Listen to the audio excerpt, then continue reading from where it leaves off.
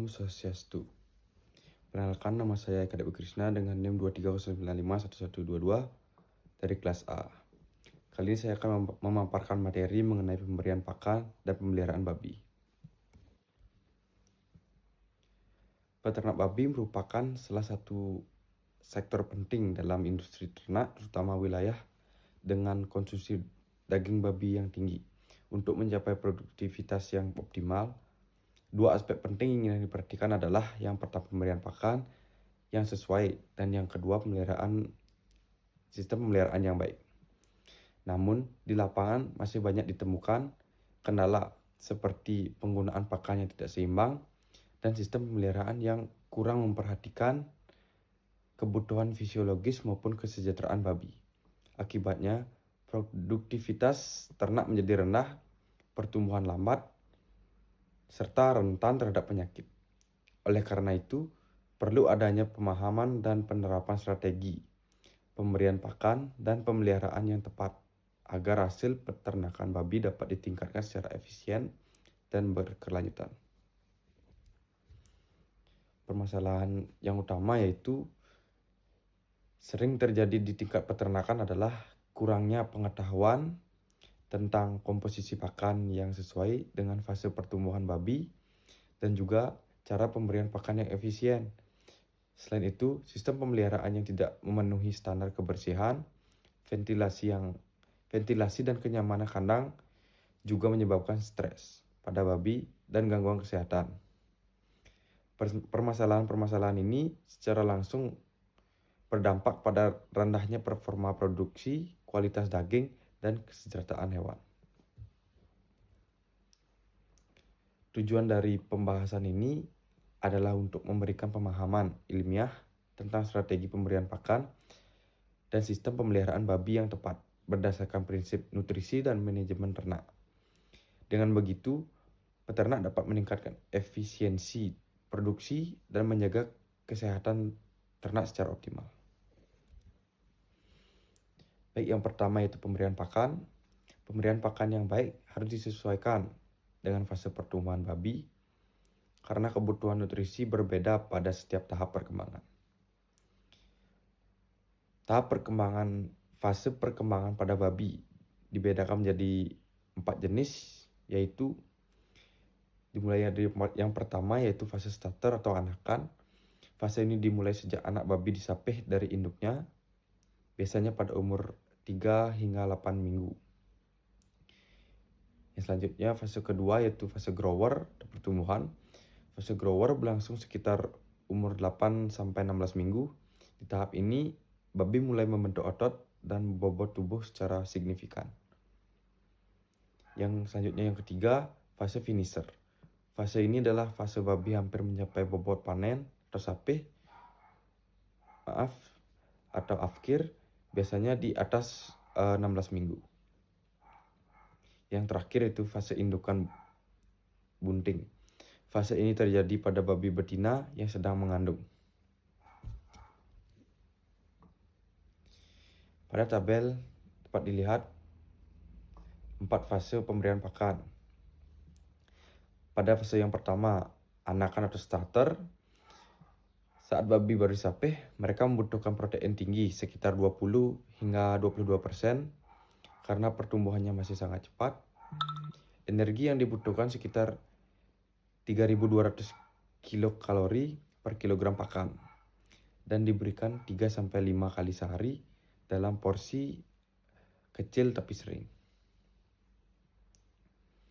Selanjutnya, saat memasuki fase grower atau remaja, kebutuhan protein sedikit menurun menjadi 18 hingga 20% dengan energi 3.250 kilokalori dan pakan cukup diberikan 2-3 kali sehari. Selanjutnya pada fase finisher atau afkir, babi siap digemukkan untuk dipanen, cukup diberikan protein 14 hingga 16% dengan energi lebih tinggi yaitu 3.300 kilokalori dan bisa diberikan 2 kali pakan sehari. Dan yang terakhir itu pada fase bunting atau induk bunting, cukup diberikan protein sebesar 14 hingga 16% dan 3.100 kilokalori energi. Namun jumlah dan frekuensi pemberiannya tergantung pada umur kebuntingan. Semakin tua kehamilan, maka kebutuhan pakan akan meningkat untuk mendukung pertumbuhan janin. Komposisi pakan yang umum digunakan oleh peternak di Indonesia meliputi yang pertama, dedak padi, yang kedua jagung giling, yang ketiga bungkil kelapa, dan yang terakhir itu tepung ikan. Tambahan premix vitamin dan mineral penting untuk mencukupi mikronutrien yang dibutuhkan oleh tubuh babi. Sebagai contoh, ransum untuk babi fase grower bisa terdiri dari dedak padi 3,5 kg, jagung 2,5 kg, bungkil kelapa 2,5 kg, tepung ikan 1 kg, minyak nabati 0,2 kg, dan premix 0,1 kg per 10 kg pakan. Pemberian pakan dilakukan 2 hingga 3 kali sehari secara teratur, disesuaikan dengan umur dan bobot badan ternak agar efisien dan tidak berlebihan. Selanjutnya, sistem pemeliharaan. Dari sisi pemeliharaan, kandang babi harus dirancang agar mendukung kenyamanan dan kesehatan babi. Kandang sebaiknya memiliki ventilasi yang baik, pencahayaan yang cukup, serta sistem pembuangan limbah yang efektif. Lantai kandang bisa berupa semen dengan liter kering atau slated floor untuk memudahkan pembersihan. Kandang kelompok digunakan untuk babi grower dan finisher, sedangkan kandang individu disiapkan untuk induk bunting atau menyusui. Kesehatan ternak dijaga melalui program vaksin, sanitasi kandang, dan pemberian obat cacing secara rutin. Selain itu, pengaturan kepadatan kandang, kebersihan air minum, dan kontrol suhu lingkungan juga perlu diperhatikan agar babi tidak mengalami stres. Dapat dilihat pada contoh. Yang pertama contoh kandang koloni. Yang kedua merupakan kandang baterai untuk babi indukan atau menyusui. Dan yang terakhir kandang koloni slated floor dengan sekat plastik agar memudahkan pembersihan kotoran. Penerapan prinsip kesejahteraan hewan dalam pemeliharaan juga berpengaruh besar terhadap performa babi. Babi yang stres akan mengalami penurunan nafsu makan, gangguan pertumbuhan, dan juga lebih rentan terhadap penyakit. Oleh karena itu, penting untuk menjaga lingkungan kandang tetap tenang, menyediakan ruang gerak yang cukup, serta memperlakukan hewan dengan cara yang tidak kasar.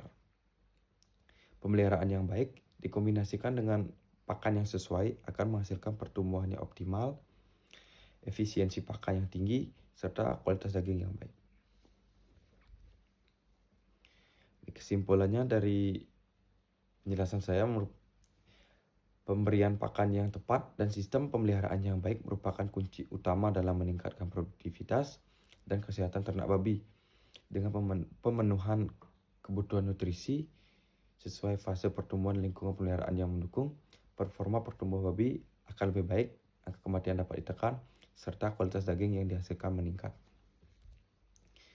Saran yang dapat saya sampaikan yaitu peternak dan calon peternak sebaiknya meningkatkan pengetahuan mengenai nutrisi dan manajemen peliharaan babi melalui pelatihan, literatur ilmiah, atau pendampingan teknis. Pemerintah dan institusi pendidikan juga diharapkan dapat memberikan akses informasi dan dukungan teknologi agar praktik peternakan babi di lapangan dapat dilakukan secara lebih profesional, efisien, dan berkelanjutan. Baik, sekian yang dapat saya sampaikan. Jika terdapat kesalahan kata, saya mohon maaf. Saya tutup dengan Parama Santi. Om Santi Santi Santi Om.